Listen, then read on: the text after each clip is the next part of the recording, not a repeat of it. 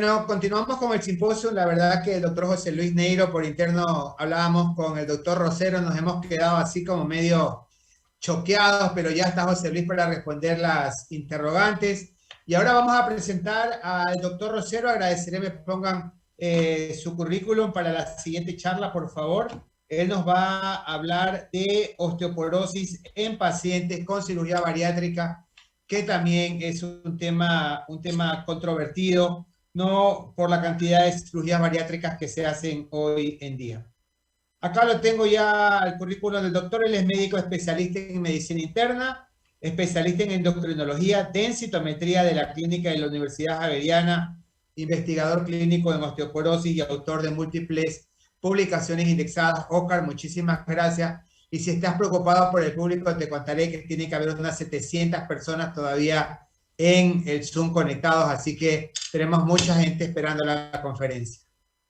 Wow, wow, wow. Bueno, Carlos, un placer enorme estar compartiendo una vez más en este evento, como estuvimos hace un par de años allá, disfrutando en vivo y en directo. Ojalá podamos volver pronto a estar en presencia. Querer conservar la salud siguiendo un régimen demasiado riguroso es una enfermedad realmente irritante.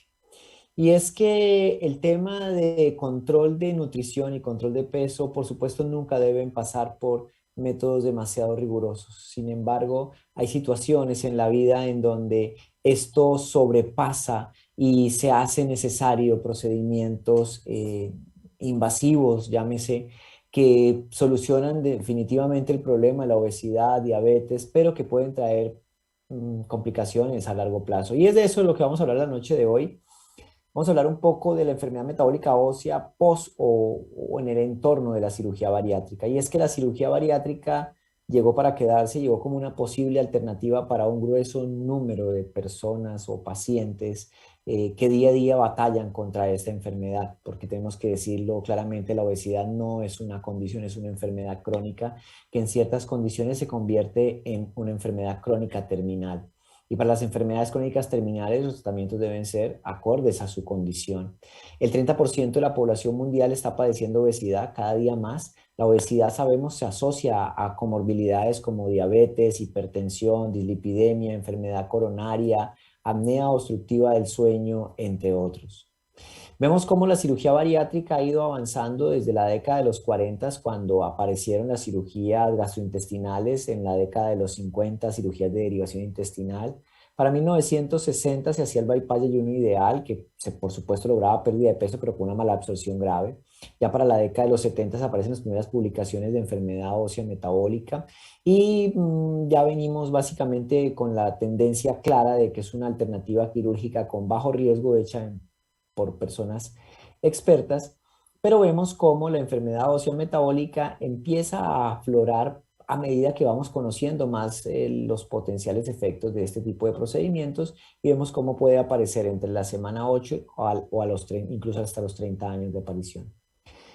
Recordando que la indicación clara de cirugía bariátrica son pacientes con índice de masa corporal por encima de 40 o índice de masa corporal por encima de 35 con comorbilidades. Y este punto sí que es muy importante porque muchas de estas comorbilidades pues están incluidas la diabetes y ya se sabe hoy en día que la diabetes es un factor de riesgo para osteoporosis y enfermedad ósea. Básicamente existen dos grandes grupos de cirugía bariátrica. Existe la cirugía bariátrica restrictiva y la cirugía bariátrica malabsortiva, con desenlaces óseos y desenlaces nutricionales completamente diferentes. Cuando hablamos de la cirugía bariátrica restrictiva, pues estamos hablando de la gastrectomía en manga, que es la más popular y la más común, y las bandas gástricas. Cuando hablamos de malabsortiva, pues está la YDRUX y la derivación biliopancreática, afortunadamente muy poco frecuente, siendo más frecuente el bypass o la YDRUX. Son dos metodologías, dos formas diferentes. Una es malabsortiva, otra es restrictiva. Por supuesto que el impacto va a ser diferente. ¿Y por qué va a ser diferente? Porque la absorción de los nutrientes se da de manera segmentada en diferentes partes del tracto intestinal.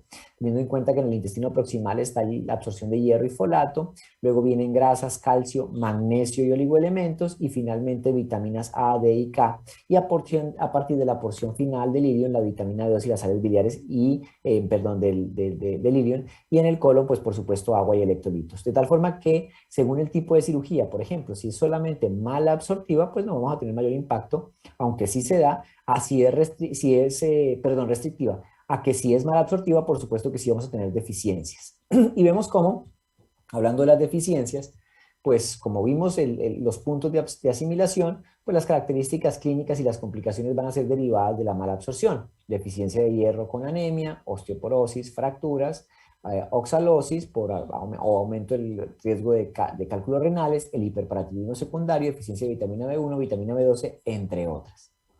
Ahora, hablando de metabolismo óseo, nos encontramos a 4 paradojas en la cirugía bariátrica de enfermedad metabólica ósea. Por un lado, tenemos el concepto, o sabemos que el paciente obeso no está bien nutrido. Sabemos que el paciente obeso tiene una malnutrición crónica con un estado proinflamatorio crónico. Sabemos que la obesidad derivó del consumo elevado de ultraprocesados con un aporte nutricional mínimo. También sabemos que esa teoría antigua de que el paciente con obesidad tenía huesos fuertes es mentira. Realmente se sabe que la obesidad mórbida acarrea una menor calidad ósea. Por otro lado, la densitometría plantea las dificultades del exceso de grasa a nivel central que dificulta las mediciones, y una densitometría normal en un paciente con obesidad realmente no va a ser normal, de tal forma que son paradojas que nos encontramos en torno a la enfermedad ósea. ¿Qué es lo que está pasando o qué es lo que pasa con la cirugía bariátrica a nivel óseo? Pues básicamente tenemos 4 puntos efectores. Por un lado, sobre el tejido adiposo, la cirugía bariátrica, posteriormente la cirugía bariátrica, hay una caída significativa de los niveles de leptina, cae el estradiol, aumenta la adiponectina. A nivel de la carga mecánica, por supuesto que disminuye la carga sobre el mecanostato. A nivel de los efectos nutricionales ya es bien sabido, déficit de vitamina D, déficit de calcio. Y a nivel intestinal, las hormonas intestinales también cumplen un papel importante en el metabolismo mineral óseo, con disminución de la GH-relina, GIP, GLP y aumento de la serotonina, Estos cambios van a redundar fundamentalmente en impactos sobre el osteoblasto y sobre el osteoclasto. Se va a estimular la resorción ósea y va a disminuir la formación ósea, por supuesto acompañado todo de un hiperparatiroidismo secundario. Vemos entonces cómo va a haber afectación de la vitamina D, el calcio, la PTH. Vamos a perder hueso por pérdida del estímulo mecánico porque ya la carga de peso es diferente. Vamos a tener cambios hormonales, como los mencionaba, y por supuesto, pues estas hormonas del tejido adiposo y hormonas intestinales afectan directamente el tejido óseo, y por supuesto que también van a haber cambios en la adiposidad de la médula ósea. Y por si fuera poco, estos pacientes vienen con una baja exposición solar, ya de por sí vienen con una deficiencia de vitamina D que puede llegar a ser severa, porque hay además secuestro de la vitamina D en el tejido adiposo, y posterior a la cirugía no va a haber mejoría del hiperparatiroidismo secundario. Entonces tenemos una constelación, una nube de situaciones que ponen al paciente postbariátrica en una situación compleja desde el punto de vista biomecánico óseo. ¿Qué pasa con los marcadores de recambio óseo? Pues fíjense ustedes que lo que sabemos que tiene que pasar, va a haber un alto recambio óseo, van a estar aumentados los cetelopéptidos, y fíjense ustedes cómo aumentan tan rápido como a los 10 días después de una cirugía malabsortiva. Es muy rápido. De la misma manera, los marcadores de resorción se incrementan hasta en 200%. 1 a 2 años después de una cirugía bariátrica, y pueden permanecer así hasta por 5 años. Y los marcadores de formación aumentan muy poquito. Entonces claramente vemos un desbalance, aumentando de manera dramática el recambio óseo, aumentando los marcadores de resorción con un pequeño incremento de los marcadores de formación. Esto es que se traduce en una disminución de la densidad mineral ósea. Vemos en este metaanálisis cómo hay una disminución a nivel de la columna lumbar del 5 al 9% en un periodo de 6 a 24 meses. Aumentan los marcadores de resorción, cae la densidad mineral ósea en la columna lumbar hasta un 9%, y en la cadera llega a caer hasta más o menos el 5% en un periodo de seguimiento de hasta 12 meses. Entonces fíjense ustedes cómo el impacto metabólico óseo de la cirugía bariátrica se da rápidamente, con aumento de los marcadores de remodelado óseo y con disminución de la densidad mineral ósea. Pero hay unos predictores que nos deben llamar la atención cuando estudiamos estos pacientes. Son pacientes que pierden mucho peso muy rápidamente, que vienen pacientes, por ejemplo, en menopausia, posmenopausia, que ya vienen con niveles de calcio, vitamina D y PTH no tan buenos. Las pérdidas son mucho mayores que en los pacientes, incluso durante la menopausia, y estos cambios óseos asemejan mucho a lo que pasa cuando se utilizan inhibidores de aromatasa en mujeres o inhibidores de GnRH en hombres con cáncer de próstata. También es un patrón muy similar al que se ve en la osteoporosis por glucocorticoides, con una gran pérdida en el primer año, con una disminución, como les decía, del 5 al 10% en cadera y en columna, siendo muchísimo más significativo para la cirugía bariátrica malabsortiva por encima de la restrictiva. ¿Y qué pasa con el riesgo de fractura? Pues lo esperado. Si cae la densidad mineral ósea, si aumentan los marcadores de resorción, pues el riesgo de fractura se incrementa. Y fíjense ustedes cómo para series como la de Taiwán o la de Canadá, el porcentaje de incremento es significativo, entre un 21 y un 41%. Pero hay algo interesante en estos estudios, es que, por ejemplo, cuando se compara la gastrectomía, la cirugía bariátrica de los dos métodos versus estilos de vida, hay una disminución todavía más dramática del riesgo de fractura. Es decir, la mejoría de los estilos de vida no solamente les ayuda a los pacientes a perder peso, sino que reduce el riesgo de fracturas de una forma muy alta. Cuando yo comparo una mejoría de estilos de vida versus cirugía bariátrica, pero la cirugía bariátrica va a ser terrible, catastrófica para el hueso. Entonces, vamos entendiendo un poquito el impacto que puede llegar a tener, siendo claro que hasta el 44% de riesgo de fractura se va a dar en pacientes post cirugía bariátrica, y esto es definitivamente una realidad. Ahora, ¿qué se recomienda para vigilar o cuáles son las guías presentes? Pues hasta el 2000, desde el 2010 hasta el presente hay 8 guías más o menos. Es importante, y tomen nota, siempre evaluar el estado metabólico óseo antes del procedimiento, por lo menos un calcio, una vitamina D y una PTH. Y luego de la cirugía solicitarlos cada 3 meses, a los 3, a los 6, a los 12 y luego anualmente. El tiempo de seguimiento debe ser mínimo de 5 años. Ojo, no nos olvidemos de los huesos de estos pacientes. La DEXA debe ser siempre hecha antes, y aquí nos encontramos una limitante, y es el peso que soportan las mesas de densitometría, porque la mayoría solamente aguantan para 120 kilos. Hay centros que ya tienen mesa que aguantan más kilos, ahí puede haber un punto de dificultad, pero hay que intentar hacerlo de alguna manera. Entonces, siempre hay que hacer una densitometría previa y seguimiento cada año a cada 2 años. Yo recomiendo cada año de seguimiento. Hay que monitorizar el calcio en la línea 24 horas según la Asociación Americana de Endocrinólogos Clínicos, y la monitorización de marcadores de recambio solo la mencionan en 2 guías. Yo creo que monitorizar los marcadores pues nos da una guía, pero no es indispensable. Aquí lo importante es calcio, vitamina D, PTH y densitometría, y estar haciendo seguimiento y tener una guía, una hoja de inicio, y, y compararla con lo que está pasando posteriormente.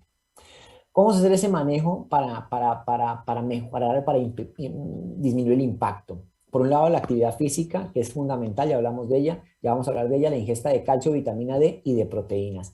Siempre monitorizar, siempre hacer densitometría, siempre medir calcio, y hay que llevar ese seguimiento hasta por lo menos 5 años.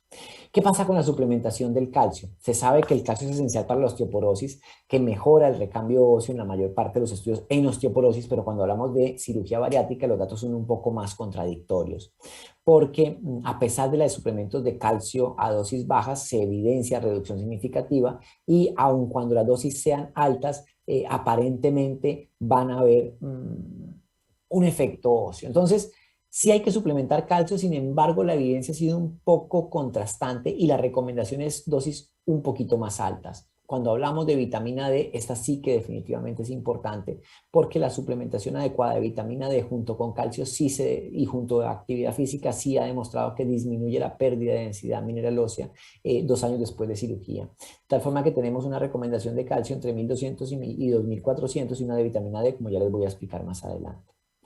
¿Cuál sería o cuáles son mis tips para el control del calcio y la suplementación en estos pacientes? Primero, mantener el calcio sérico normal entre 9 y 10.5, una PTH cercana a 40. La dosis de calcio, si es una cirugía restrictiva, no malabsortiva sino restrictiva, como la manga gástrica, entre 1200 a 1500. Si es malabsortiva, entre 1800 y 2400. Siempre vamos a preferir citrato sobre carbonato porque no requiere el ácido, y dosis divididas 2 horas después del hierro. Estos pacientes siempre van a tener que tomar suplementos, por ejemplo el hierro, hay que dividirla 2 horas. Tomen un pantallazo a esto porque es bien importante como guía de cuánto calcio, en qué momento y bajo qué condiciones.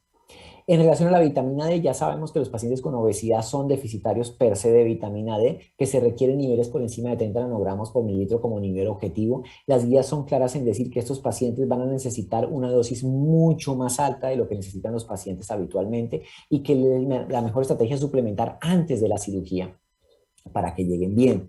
Se recomiendan dosis más o menos entre 6.000 y 10.000 unidades al día y en caso de deficiencia y un mantenimiento de 3.000 a 6.000. Básicamente estamos hablando de que siempre hay que evaluarlos antes y las dosis que se van a requerir van a ser significativamente altas. Eso sí es un punto importantísimo.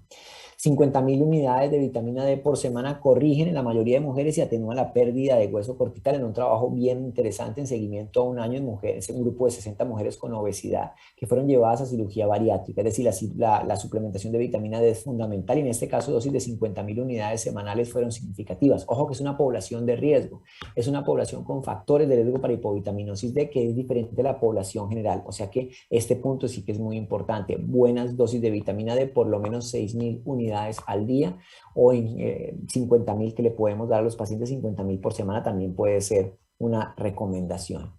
Un punto importante para atenuar la pérdida ósea que no podemos descuidar es la proteína. Necesitamos aumentar la ingesta de proteína para elevar la IGF-1. Sabemos que la IGF-1 es importante también para el hueso. La desnutrición proteica es una complicación que aparece frecuentemente después de la cirugía bariátrica y no solamente afecta el músculo, sino también afecta el hueso.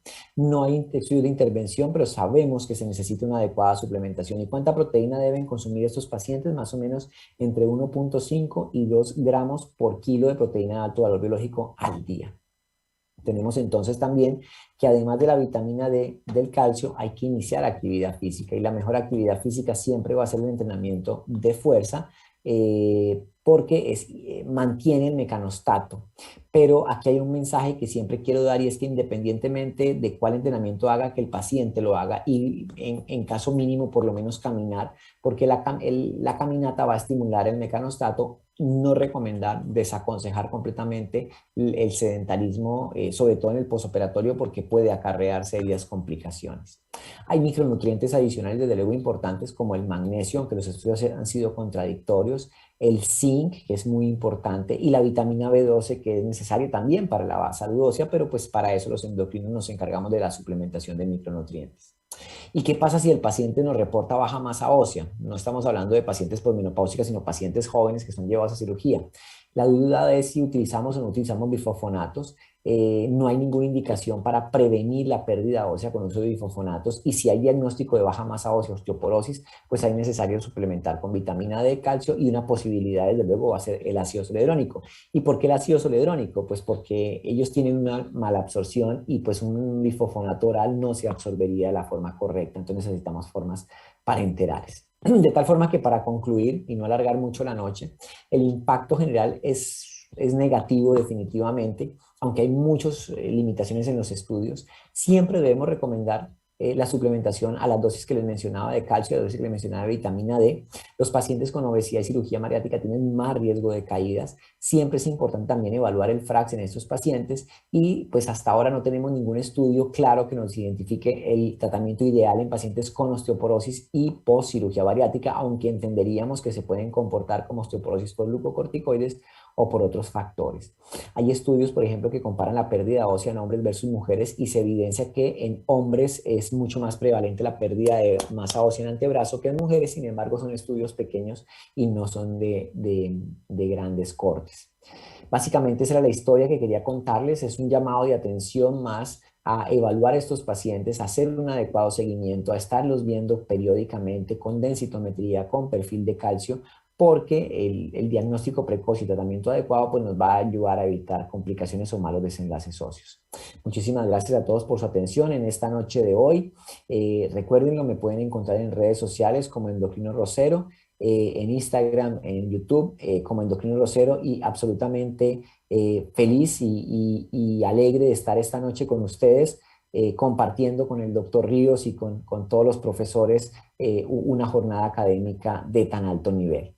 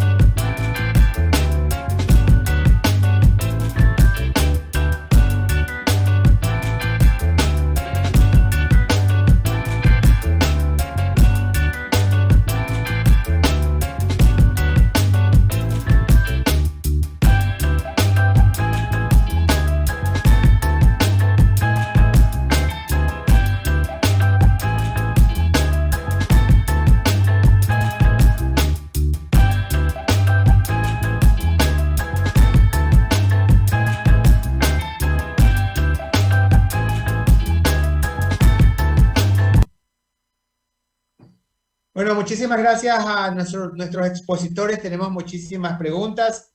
Vamos a ir dándole paso. Acá nos pregunta Jimena Aguinaga Fidencio, ¿cuándo elegir denosumab y cuándo elegir ácido zoledrónico?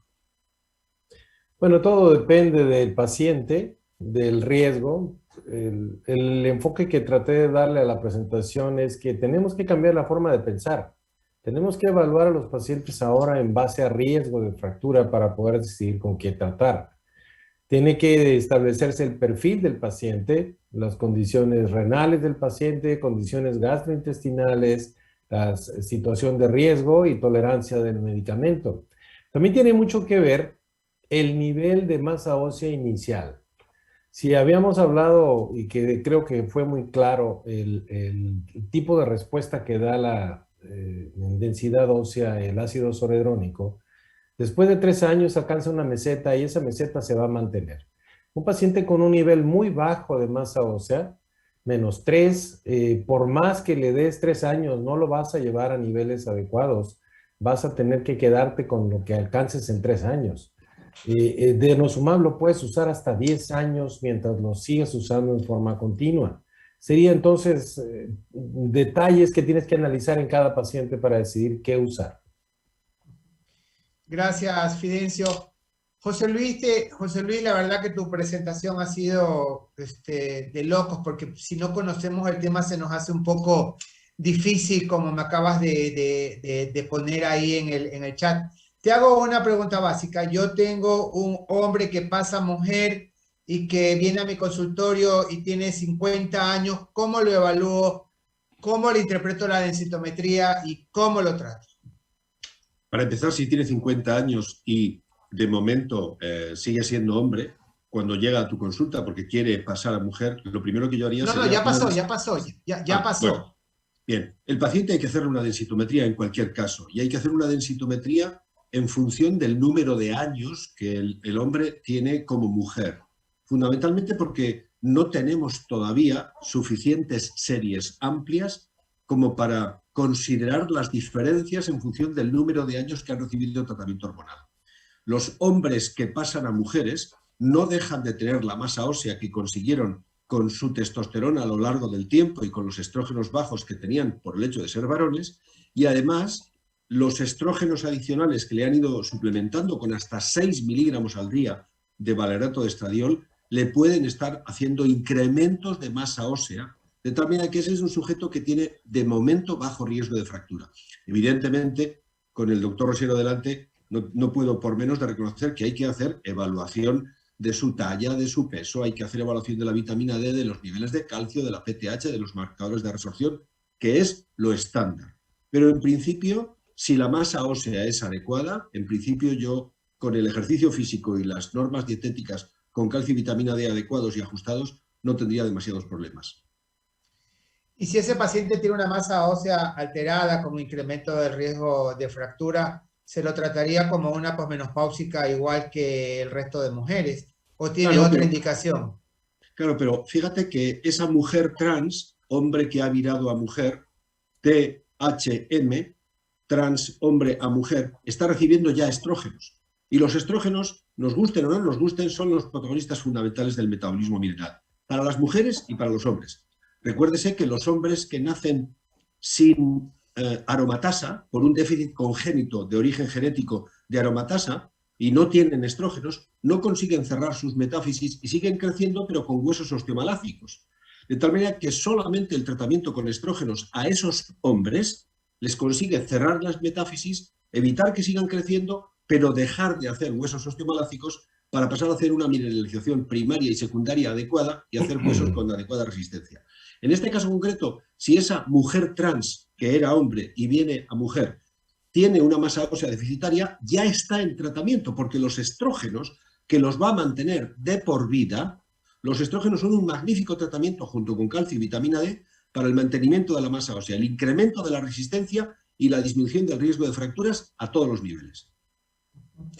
Gracias, José Luis. Y Fidencio y doctor Rosero, que son expertos en densitometrías, cuando suben al paciente al equipo, ¿cómo hacen? ¿Dónde marcan el sexo? ¿Lo ponen como hombre? ¿Lo ponen como mujer? ¿O hay en este momento, algún software que esté poniendo a un paciente transgénero? Ustedes son los expertos en densitometría. Bueno, hay una recomendación que hace el año pasado la ISCD referente justamente a estos pacientes transgénero.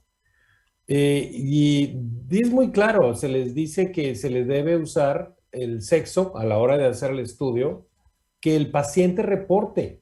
Si el paciente te dice que es mujer, tienes que hacerle el reporte como mujer. Y si el paciente te dice que es hombre y es transgénero, tienes que ponerle que es hombre. Así es como recomienda la ISCD que se actúe en un centro de densitometría. Ahora, también plantea la posibilidad de que si quien va a pagar el estudio, la institución que lo va a pagar, exige que el reporte sea hecho en base al nombre o el sexo original con el que el paciente fue registrado, se tendrán que hacer 2 reportes, uno para la institución y otro para el paciente, tal cual te lo pida. Así es como está la recomendación. ¿Sí? Esto tiene que ver fundamentalmente con problemas de administración y de reconocimiento social y de reconocimiento jurídico. Pero recordemos que las personas que viran de hombre a mujer tienen una clara ventaja respecto de las personas que viran de mujer a hombre. Claro. Las personas que viran de hombre a mujer de entrada tienen una masa ósea un 30% superior, que es la que conseguimos los varones respecto de las mujeres en igualdad de condiciones, incluso con la misma genética. Hermanos de sangre, varones tienen un 30% más de pico de masa ósea que las mujeres en la misma familia. Por tanto, el mayor problema es evaluarlos de acuerdo con de dónde venían. Por eso, los hombres que viran a mujeres tienen, desde el punto de vista óseo, más ventaja que las mujeres que viran a hombres. Sí, es correcto. Es como cuando tienes población petit. Tú tienes 2 personas de la misma edad, del mismo sexo, pero uno es talla 1,70 y el otro es 1,45. Entonces tiene una ventaja el que tiene más talla que el que no lo tiene. Mucho se ha discutido si deberíamos de tener en nuestros equipos de densitometría una curva petit para toda esa población de talla baja que pues es injusto que la compares con una talla más alta, ¿no?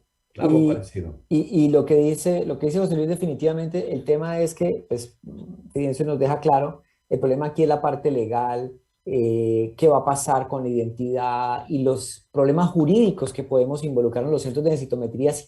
Esa casilla es terrible, terrible de marcar, sobre todo en esa población en particular, es terrible. Ahora, el problema es que la masa ósea viene determinada genéticamente y tú vienes hombre genéticamente, tu masa ósea va a estar por encima de la masa ósea de la mujer y tiene una gran ventaja. Ahora, la mujer que pasa a hombre viene con la carga de mujer y viene con una subvaloración, una menor valoración de entrada que no la puedo catalogar como hombre, pero la máquina me toca marcar la X, ahí sí no puedo hacerlo. Entonces, ya es el clínico cuando recibe el reporte que tiene que hacer ese análisis mental y decir, bueno, ¿qué tan baja puede estar o qué tan alta puede estar en ese 30% que decía José Luis de variación que van a tener esos pacientes? Eso es un reto y no lo vamos a descifrar hoy. Eso quiere decir que en vivo vamos a tener que hacer otra reunión del tema. Acá, oiga, tenemos tantas preguntas que la verdad todas son interesantes. Oscar, acá nos están preguntando cómo tiene que hacerse la suplementación de zinc en pacientes post cirugía bariátrica. No tengo idea cómo es esta situación. Es muy fácil. No se recomienda medir rutinariamente zinc. Lo que hacemos es siempre dar multivitamínicos que tengan la concentración de RDA mínimo de zinc para estos pacientes, pero siempre deben incluir un multivitamínico que incluya el zinc dentro de su suplementación. Siempre los valores exactos están definidos para calcio, para vitamina D, el complejo B, la vitamina B12, pero para micronutrientes como magnesio, como zinc, como cromo, no hay un valor exacto y nosotros lo que hacemos es simplemente dar el RDA que viene en el tarro de multivitamínico disponible y suplementarlo de rutina. Oscar, aquí hay otra pregunta también relacionada con suplementación. ¿Y cuál sería el mejor tipo de calcio en relación a disminuir el consumo de eventos adversos como litiasis renal? No, el tema es que como el citrato no necesita el ácido y se absorbe mucho más fácilmente y tiene un problema malabsortivo, un problema de restricción gástrica, siempre vamos a preferir el citrato. El tema aquí importante es que hay que darlo fraccionado, no podemos darle toda la dosis completa. Si es una malabsortiva, los 2.400 miligramos no los podemos dar en un bolo, toca fraccionarlo a lo largo del día y ojo con esto que le recordaba, separarlo 2 horas de la administración del hierro para que no nos vaya a bloquear el hierro tampoco. Entonces toca separarlo 2 horas, citrato, buena hidratación, cuidados, por supuesto, para evitar la litiasis, pero pues es lo que tenemos. Y creo que José Luis tiene un aporte. Sí, muy corto. Si se compara carbonato, pidolato o citrato cálcico, tanto pidolato como citrato quelan los cristales de oxalato cálcico y reducen, no solo no incrementan, sino que reducen el riesgo de litiasis urinaria. De tal manera que cuando el paciente tiene riesgo de litiasis urinaria hay que eliminar el carbonato y tender a pidolato o citrato. No es impresión mía, está publicado con datos del WAL en el New England Journal of Medicine. Total. Esa es una costumbre muy perversa en pacientes con litiasis. Eliminar el calcio puede incluso precipitarlo. Las dietas bajas en calcio ya están completamente prescritas porque pueden precipitar la litiasis y siempre vamos a preferir citrato. Nos quedamos en citrato que tenemos. Es uno de los grandes mitos de la medicina. Yo tuve un cálculo renal. Yo tuve un cólico renal a los 20 años y desde entonces no he podido tomar nada de calcio. Bueno, pues tiene usted 45 años y una osteoporosis del demonio, señora. Fidencio, acá nos están preguntando cuál sería la recomendación sobre la preferencia del lugar en el que se tiene que hacer una densitometría ósea para evaluar osteoporosis y riesgo de fractura. El lugar, la región esquelética. Las regiones, sí, las regiones. Recuerda tú que tenemos muchos médicos jóvenes y de atención primaria. Claro, sí, bueno, mira, las mediciones estándar que se hacen en un centro de densitometría son la medición de la columna y la cadera. Y la cadera a su vez tiene 2 regiones que se deben interpretar, que es el cuello femoral y lo que llamamos el fémur total. Así que esas son las 2 regiones estándar. Cuando por alguna razón los cambios degenerativos en la columna no te permiten que sea una región válida, se puede recurrir a una tercera región, que es el antebrazo distal, la porción del antebrazo. Y del antebrazo, en las mesas, se tiene que interpretar el radio al 33%, no el radio distal. Radio 33 es una alternativa cuando un paciente, por ejemplo, con prótesis de cadera no puedes utilizar la cadera para interpretación, o una persona añosa que tiene cambios degenerativos en columna, donde la columna no te es de utilidad. Entonces son las 3 regiones, pero son 2 al menos las que se tienen que reportar. Fidencio, ¿y cuál sería la utilidad de estas densitometrías portátiles de calcáneo? ¿Tienen alguna utilidad o algún valor? Mira, todo lo que son equipos periféricos deben ser empleados como métodos de escrutinio, de cribaje, de preselección.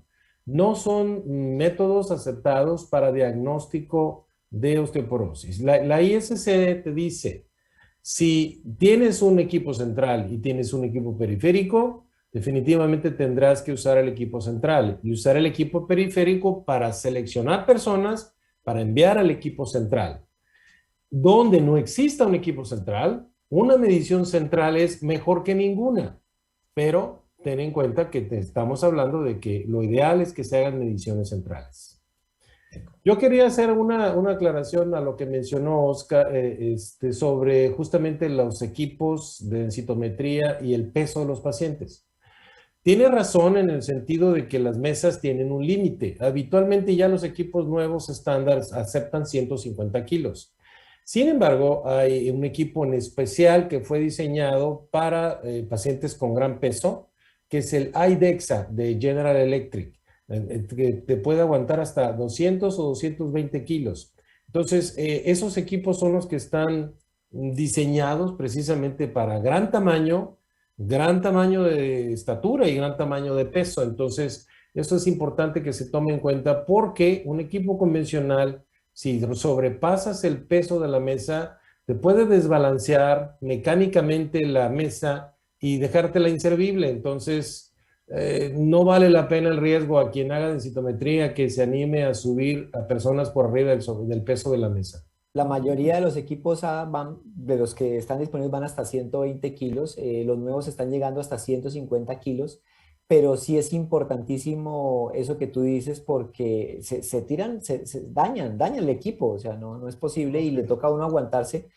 Nosotros cuando el equipo que teníamos antes era de 120 kilos, ya el nuevo tiene 150, pero cuando llegaban de más de 120 nos tocaba decirle, mire, discúlpenos, no se puede hacer, solamente le hacemos antebrazo, o sea, no podemos hacer nada más, Se lo solamente le mandas al hacemos equipo que antebrazo. está enfrente. No, acá no tenemos sino uno, aquí no hay sino uno, Oye, el nuestro. José Luis, acá tenemos una pregunta que dice, ¿cuál es la repercusión en la musculatura en los transgéneros con terapia hormonal? En principio no tienen mayor problema desde el punto de vista muscular. Desde otros puntos de vista tienen muchísimos. Pero desde el punto de vista muscular no hay ninguna repercusión importante. Fundamentalmente porque estos pacientes están siempre, en general, atendidos por un equipo multidisciplinar que regula prácticamente todo. La dietética, la cantidad del ejercicio, su nutrición, sus suplementos alimenticios. Son pacientes muy vigilados, muy controlados. Ellos saben que asumen unos riesgos extra como consecuencia de los tratamientos hormonales, sea de andrógenos en la mujer que vira a varón o sea de estrógenos en el hombre que vira a mujer. Ahí se incrementa el riesgo de trombosis venosa profunda, por ejemplo. Pero jugamos, afortunadamente, con el hecho de que son pacientes jóvenes y la trombosis venosa profunda es un trastorno epidemiológicamente ligado con el incremento de la edad.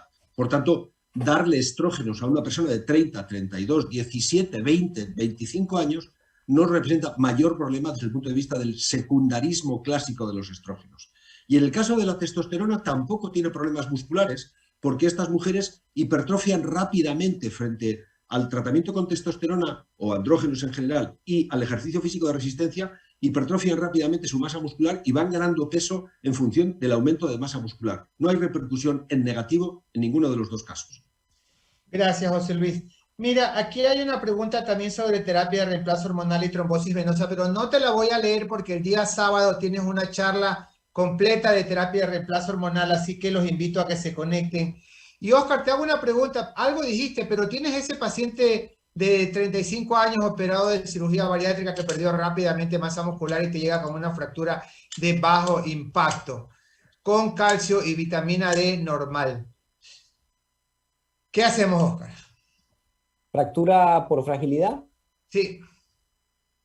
vale, y densitometría, baja masa ósea. Baja masa ósea, rápidamente perdió masa ósea. ¿Qué hacemos, Oscar? Está No, muy joven la paciente. sí, ahí básicamente tenemos y pasa, y a veces se ve, aunque no es muy frecuente. Ojo porque no es tan frecuente como uno lo pensaría, este tipo de pacientes tan jóvenes que desencadenan respuestas óseas negativas tan rápidas. Como tiene una fractura por fragilidad, tiene una baja masa ósea y no es un menor de edad, el manejo inicial sería terapia osteoformadora. ¿Ya cuánto tiempo lleva la cirugía? Si lleva la 2 años, fase, 3 años. exactamente. Con la cirugía pasa como con la menopausia. El periodo crítico son los de resorción rápida, son los primeros años, ya después se empieza como a estabilizar. Entonces ya pasó el periodo de resorción. Si llegara recién en el periodo de resorción, el primero un año, máximo 2 años, le doy una terapia antirresortiva. Igual hay que medir los marcadores. Recuerden ustedes que en el seguimiento les digo, hay que medir al inicio, a los 3, a los 6, al año, densitometría y ver qué evolución va teniendo los marcadores. Si está predominantemente resorbiendo, le doy un antirresortivo. Pero si ya está estancada la resorción, le doy un osteoformador seguido de un antirresortivo. Gracias. Dime, José Luis. Dos cosas muy cortitas. La primera, cualquier paciente que tiene una fractura de bajo impacto, densitométricamente tenga un resultado u otro, tiene un diagnóstico de osteoporosis establecida. Y esto no lo decimos los que llaman expertos, lo dice la Organización Mundial de la Salud. Y por tanto, ese es un diagnóstico que se mantiene de por vida. La guía de la North American Menopause Society del 1 de septiembre de 2021 dice que la osteoporosis es una enfermedad crónica y de por vida y que por tanto los tratamientos deben mantenerse de por vida. El que usted decida en función de las características individuales con tratamiento secuencia, pero de por vida. Segunda cosa que quería añadir, el sábado yo hablo de terapia hormonal y riesgo de cáncer. No hablo de trombosis venosa profunda. Lo digo porque me pidieron hablar de cáncer. Cáncer. Oye, José Luis, ¿y este paciente que le estamos poniendo a Oscar es un paciente con alto riesgo de fractura? Claro, Fundamentalmente porque Vale. todos los pacientes que han tenido una fractura osteoporótica, una fractura de bajo impacto, recordamos, para los jóvenes, fractura de bajo impacto no son las fracturas deportivas, no son las fracturas del accidente de tráfico ni las fracturas laborales. Fractura de bajo impacto es la que se hace el individuo que se cae de su propia altura o de una escalera de menos de 3 peldaños y que no tiene que ver con la cara, el cráneo, las manos o los pies. O sea que si yo me caigo de mi altura y me rompo la nariz, esa no es fractura de bajo impacto, porque 80 kilos para un 80 que yo mido sobre la nariz, eso es una fractura de alto impacto para mi nariz. Pero si me rompo el codo en la misma caída, esta sí es osteoporótica. Esta es una fractura de bajo impacto. Entonces, el sujeto que tiene una fractura multiplica por 3 el riesgo de tener la siguiente. Y si tiene 2 fracturas, lo multiplica por 5. Y si tiene más de 2 fracturas, entonces el riesgo se multiplica por 7. Es la teoría de las fichas de dominó, que cuando uno empuja una, van todas en cascada. El primero o segundo año después de cada fractura es fundamental actuar rápidamente porque es el periodo de máximo peligro para que se produzca una nueva fractura. Gracias, José Luis. Fidencio, acá tienes una pregunta. Dice, en los estudios se mostró que denosumab en más de 2.000 pacientes por 6 años se presentaron casos de osteonecrosis mandibular. ¿Es algo de preocuparse o no? ¿Tú tienes los datos de Rosella? Sí, tengo los datos de Rosella. Realmente fueron muy pocos casos. De 2.285 pacientes, solamente tuvimos 6 casos reportados. Fueron 2 en México, 3 en Argentina y uno más, no estoy seguro, creo que en Colombia. No hubo más casos. Realmente es una condición muy poco frecuente, de tal forma que pues es más el miedo que se le tiene que lo que realmente ocurre, ¿no? Entonces, eso es importante que se tome en cuenta a la hora del tratamiento. Una cosa importante con los dentistas, y de hecho la próxima semana tengo una charla con un colegio de dentistas, voy a hablar de osteonecrosis mandibular, es que los médicos tienen que entender, y los dentistas también, que denosumab no es un medicamento de depósito. Es un medicamento que circula, que se va a tener una cinética donde los primeros meses después de la aplicación se va a encontrar altas concentraciones. En los últimos meses va a disminuir su concentración y prácticamente al 6º mes no se detecta en sangre. Los dentistas deben de tratar de programar los procedimientos quirúrgicos en pacientes que están recibiendo denosumab cuando se acerquen a ese periodo de terminación de la circulación del medicamento, es decir, alrededor del 6º mes, 5º, 6º mes del tratamiento. ¿Para qué? Para que se hagan los procedimientos quirúrgicos dentales necesarios, estoy hablando de cirugías programadas, y una vez que al menos hayan transcurrido 2 semanas donde ha habido la curación del procedimiento, se podrá entonces reiniciar el tratamiento. Esa es una recomendación que se les da a los dentistas. Sin embargo, los dentistas son muy temerosos, créeme, muy temerosos de si un paciente está recibiendo denosumab o cualquier bifosfonato, los dentistas se niegan a atenderlos, no los quieren tocar, tienen más miedo a la osteonecrosis o tienen miedo a que su trabajo, la aplicación de implantes dentales, se aflojen o que el trabajo se eche a perder.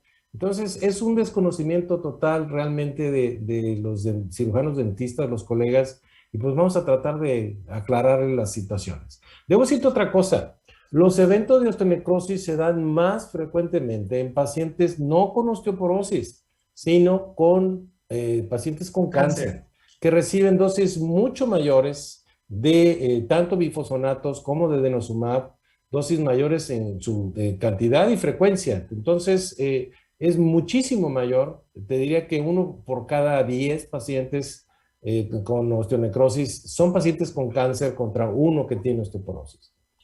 Oye, Fidencio, y también, perdóname, José Luis, y también que la tasa de osteonecrosis mandibular, cuando uno la compara contra la población general, no es más alta, son más o menos parecidas, lo cual quiere decir que hay pacientes que no utilizan bifosfonatos y que no utilizan denosumab, que también pueden hacer osteonecrosis mandibular, y los corticoides también lo pueden provocar, que se utilizan en múltiples enfermedades. Dime, José Luis. Yo solamente quería decir para los médicos jóvenes que la Asociación Americana de Cirujanos Dentales y Cirujanos Maxilofaciales hizo un grupo, una task force, para ponerse de acuerdo en cuál es el paciente de riesgo de osteonecrosis mandibular. Y eran pacientes que tenían que tener más de 2 condiciones de las siguientes. 1, anciano. 2, que hubiera tenido un cáncer. 3, que hubiera recibido bifosfonatos intravenosos a dosis elevada, como dice el doctor Cons. 4, que hayan recibido quimioterapia. 5, que estén en tratamiento con corticoides. Y 6, que hayan sufrido procedimientos dentales invasivos. Claro, un paciente con osteoporosis posmenopáusica, supongamos 63 años, joven, sin más fractura que un coles, y que de repente tiene desde hace 20 o 30 años, una piorrea terrible y hace una osteoporosis mandibular durante el tratamiento con osteoporosis, mire usted, no se lo podemos achacar al tratamiento de la osteoporosis. Esa osteoporosis mandibular está en relación con su pérdida de piezas dentales y con su piorrea. Mire usted, si usted no ha cuidado su boca, encima no le podemos achacar el tema al alendronato o a denosumab. No, mire usted tiene una boca que ha maltratado durante los últimos 30 años. La consecuencia puede ser una osteoporosis mandibular. Pero el grueso de pacientes con osteoporosis mandibular son mayores, cancerosos, con bifosfonatos intravenosos, con corticoides y con quimioterapia previa. Gracias. Agrega diabéticos. Sí. Acá, Fidencio, tenemos un caso clínico y lo voy a leer porque la verdad es que la doctora se ha esmerado en describirnos, nos dice, bueno, tiene una paciente lúpica de 30 años con nefritis, con un T-score de -2 en columna y un cuello de fémur de -2,6, calcio en el límite, toma hidroxicloroquina y prednisona. Cuando le baja la prednisona se activa. ¿Qué recomendación le da Fidencio para el manejo de osteoporosis en estos pacientes lúpicos que consumen corticoides? Bueno, tiene varios factores de riesgo, no solamente el hecho de que ya tenga osteoporosis, tiene -2,6 en el T-score, tiene el uso de glucocorticoides y seguramente va a estar usando inmunosupresores también. Esta paciente pues puede ser un buen candidato justamente, si dice que tiene nefritis lúpica y tiene problemas de filtración glomerular, puede ser un buen tratamiento de denosumab. ¿Por qué? Denosumab tiene entre las cualidades que no se excreta por vía renal, a diferencia de los bifosfonatos. Los bifosfonatos están contraindicados en pacientes que tengan depuraciones de creatinina por debajo de 30 mililitros por minuto. En cambio, denosumab no se elimina por vía renal, es un anticuerpo monoclonal y se degrada por el sistema retículo endotelial. Entonces, prácticamente el ideal para tratar a ese paciente puede ser denosumab. Yo no me arriesgaría a tratarlo con bifosfonatos. Ahora, recuerda que también hacen osteoporosis por corticoides, que son bastante agresivos y deterioran mucho la calidad y la microarquitectura del hueso. Entonces, ese paciente es un alto riesgo para tratamiento. Sí, doctora, y yo también, perdóname, José Luis. Tiene contraindicación para estrógenos, tiene contraindicación para moduladores selectivos de los receptores estrogénicos, tiene contraindicación para bifosfonatos, denosumab, sin duda. Y doctora, si está con nefritis lúpica y esta nefritis lúpica solo le están dando corticoides y hidroxicloroquina, habrá que evaluar cuál es el grado de compromiso renal y por ahí habrán otros medicamentos que podrían controlar a la paciente como micofenolato, ciclofosfamida o rituximab seguramente. Oscar, mira, acá preguntan si existe algún otro método de detección más avanzado para la evaluación de la osteoporosis. ¿Qué sabes tú que eres un experto en densitometría? No sé de dónde viene la pregunta. Disponible en la clínica, tenemos la densitometría en la clínica de la práctica diaria. Por supuesto que está el advenimiento de los software de TBS que se está incorporando cada vez más a los equipos de densitometría con la gran ventaja de que puede hacer análisis retrospectivo de todas las pruebas que estén guardadas dentro del equipo, que eso es una ventaja, me parece a mí espectacular, y nos permite hacer seguimiento. Los nuevos equipos de densitometría tienen incorporado ya, por ejemplo, los software de análisis de composición corporal. Creo que la densitometría se ha ido puliendo y sigue sirviendo y sigue siendo relevante y sigue siendo una buena prueba. Los tomógrafos cuantitativos están en centros de investigación, no para la clínica, de tal forma que seguimos todavía ahí, andando con las actualizaciones de la densitometría. Pero hay un viejo método diagnóstico que no podemos olvidar. Y es que cuando tengamos sospecha de paciente con osteoporosis, además de la densitometría con o sin TBS, una radiografía de columna dorsal centrada en la octava vértebra torácica y en lateral Y una T8. radiografía simple convencional de columna lumbar centrada en L2 o L3 en aspecto lateral, en visión lateral, nos pueden dar idea de las fracturas morfométricas. Y estamos delante de un paciente con muchísimo más riesgo si tiene fracturas morfométricas. Y eso es muy sencillo, muy barato, muy cómodo. Y luego tenemos el tallímetro. Un paciente que ha perdido más de 4 centímetros en el plazo de 2 o 3 años es un paciente que huele mal, es un paciente que probablemente tiene fracturas vertebrales. Y bueno, Oigan, chicos, la pregunta ahí fue cuál es un mejor método de diagnóstico de osteoporosis, no método de fracturas. Entonces, ahí sí, y a mí me gustaría agregar que el futuro de lo que viene para el diagnóstico de los pacientes y que tienen osteoporosis es el desarrollo del 3D dentro de las imágenes DEXA, y a su vez la imagen 3D va a permitir, de hecho, en España es donde se está desarrollando el software para análisis de elemento finito. El análisis de elemento finito es el que utilizan los ingenieros para analizar si un puente se va a caer y si soporta un terremoto de 8 grados, y entonces pueden manipular tensiones y determinar la resistencia de una estructura ósea. Bueno, esa misma técnica se utiliza actualmente en imágenes de tomografía computada para establecer si un hueso se va a romper. Es conocer lo que se llama el punto de quiebre. Bueno, la tecnología DEXA permite ahora convertir imagen 2D en 3D. Y esta imagen 3D es idéntica a la que se obtiene por tomografía. Por lo tanto, se puede aplicar el software de análisis de elemento finito a una imagen obtenida por DEXA. Entonces, durante muchísimos años hemos estado pidiendo una técnica que nos hable de la calidad del hueso. Pues esto lo vamos a lograr ya a corto plazo con el análisis de elemento finito obtenido en una imagen DEXA. Yo creo que las versiones 2.0, 3.1 de DEXA, 3.5 que irán llegando, creo que eso se está haciendo es fortaleciendo. Ojo, aparecen, por ejemplo, como alternativas la ultrasonografía. Entonces aparece un equipo de ultrasonografía que tiene la ventaja de la menor irradiación, pero hoy en día con el costo bajo de los equipos de densitometría, con la muy baja irradiación, con la asequibilidad, con la estandarización, ¿para qué gastar en un equipo que vale lo mismo y que no me está aportando nada diferente a la DEXA? No me parece que sea el camino. Oiga, qué buen aporte que le dan a la gente de que seguramente van a tener 3D y ya tenemos TBS también, que también aporta alguna idea adicional a la masa ósea. Y aquí tenemos una pregunta que puede contestar cualquiera de ustedes, que dice, ¿existe algún estudio que demuestre que el consumo de lácteos aumenta el índice de fracturas? Esto está buenísimo porque esa controversia no se ha saldado.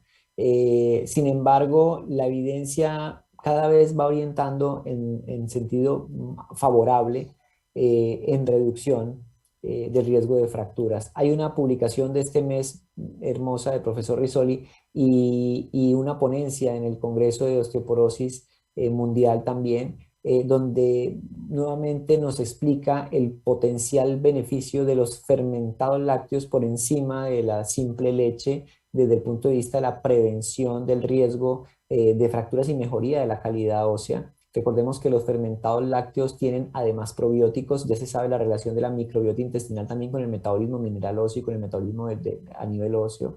Los fermentados lácteos tienen más proteína, tienen más aporte de calcio, entonces creo que el camino es no pensar en que es malo, sino por el contrario es bueno, pero ojo, siempre yo separo cuando uno habla de lácteos, meten en el mismo costal la leche del fermento. Y resulta que la tercera revolución nutricional fue la fermentación, la fermentación de los alimentos, y ellos convierten un alimento que tiene cositas no tan buenas como las azúcares, como muchos restos de hormonas, los convierten en un alimento sin azúcar, sin lactosa, con más calcio, con más proteína y con probióticos. Entonces yo digo, ¿qué sentido tiene? El que tome leche hoy es por gusto, no porque realmente sea lo mejor, porque existe algo mejor y es el fermento lácteo.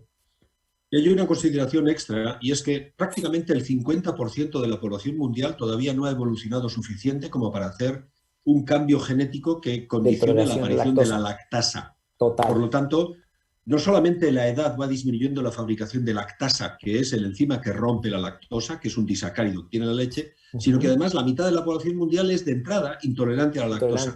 Pero esos que son intolerantes a la lactosa toleran muy bien los yogures y las cuajadas, los productos fermentados, que por otra parte se pueden mezclar muy bien con fruta. Y es un alimento muy, muy bueno para hacer meriendas o almuerzos, para matar el hambre y para hacer una dieta restrictiva en calorías, pero con una buena suplementación. Así es, y en eso estamos absolutamente, completamente de acuerdo. Y fíjate una cosa interesante con la lactasa. ¿Saben qué población tiene mejor tolerancia a la lactosa en etapas adultas? Están cerca, allá cerca de profesor Neiro, los nórdicos. Tienen las mejores tasas por evolución. Ellos tomaron el consumo lácteo desde hace mucho más tiempo que nosotros los indios de por acá. Y no solo por eso, sino porque desde hace muchos años, además, tienen la suerte de que sus autoridades políticas suplementan, fortifican los alimentos lácteos, por ejemplo, con vitamina D. Y curiosamente, el nivel medio de vitamina D de países como Islandia, Noruega, Finlandia, Suecia, es mayor que el nivel medio de vitamina D en Grecia, Italia, Francia o España, que son países muy soleados, donde la gente no toma el sol, pero sigue confiando en que si algún día lo llegue a tomar voy a conseguir buen nivel de vitamina D. No confíe usted en el sol, vaya a su médico y que le hagan una medición de 25-hidroxivitamina D antes de hablar si tiene o no tiene suficiente. Chicos, la última pregunta que les voy a leer por la hora, Fidencio. Mira, acá preguntan, ¿cuántas dosis de ácido zoledrónico se debe prescribir a pacientes con osteoporosis, cáncer de seno y metástasis en columna dorsolumbar? Ah, caray, bueno, es que ya no nada más fue osteoporosis, ya es cáncer. Todo depende del tipo de actividad metastásica, dónde la tiene, cuántas tiene. Las dosis son mucho mayores, los 5 miligramos que usamos al año para tratar la osteoporosis postmenopáusica se queda corta contra las dosis de ácido zoledrónico que se ponen mensualmente, no solamente como lo hacemos en osteoporosis anuales. Entonces, cada caso es diferente. Ahora, recuerda que el ácido zoledrónico sirve para la lesión ósea, pero también tiene capacidad de matar células osteoclásticas en el núcleo del cáncer, en el cuerpo vertebral. Entonces tiene ventajas, pero no es suficiente. Un cáncer metastásico no va a ser suficiente solamente que se le trate con ácido zoledrónico. Tendrá que tener aparte su quimioterapia. En cualquier caso, para casos de cáncer de mama con metástasis ósea, ya se han hecho estudios que han correlacionado denosumab contra zoledrónico, y denosumab es más protector frente al hueso, y es más, desde 2010, los estudios de Ana González Suárez, de cuando estaba trabajando en Thousand Oaks, demostraron que denosumab reducía la capacidad de proliferación de células metastásicas de cáncer de mama en el laboratorio.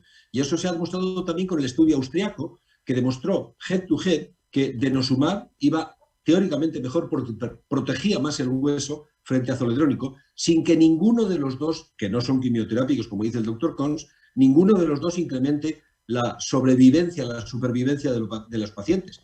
Eso lo vamos a conseguir con quimioterapia. Pero desde luego la protección ósea, yo creo, con el estudio austriaco en la mano, es mejor con denosumab que con zoledrónico. Bueno, chicos, muchísimas gracias. Les digo chicos porque todos somos jóvenes, así que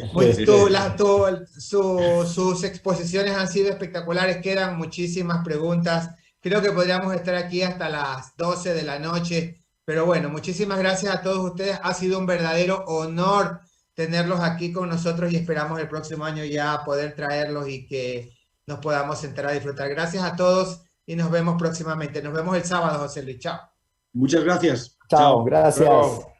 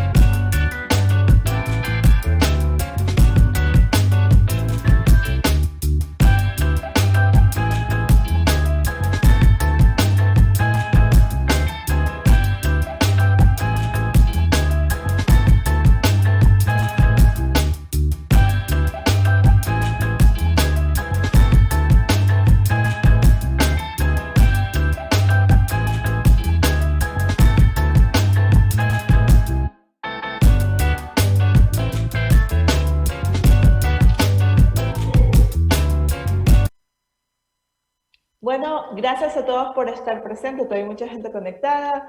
Agradecemos la participación del doctor Gustavo Citera, el doctor Ramiro da Silva, el doctor Fidencio Cons, el doctor José Luis Neiro y el doctor Oscar Rosero. Gracias al doctor Ríos y a la doctora Génesis Maldonado por participar. Gracias a todos ustedes.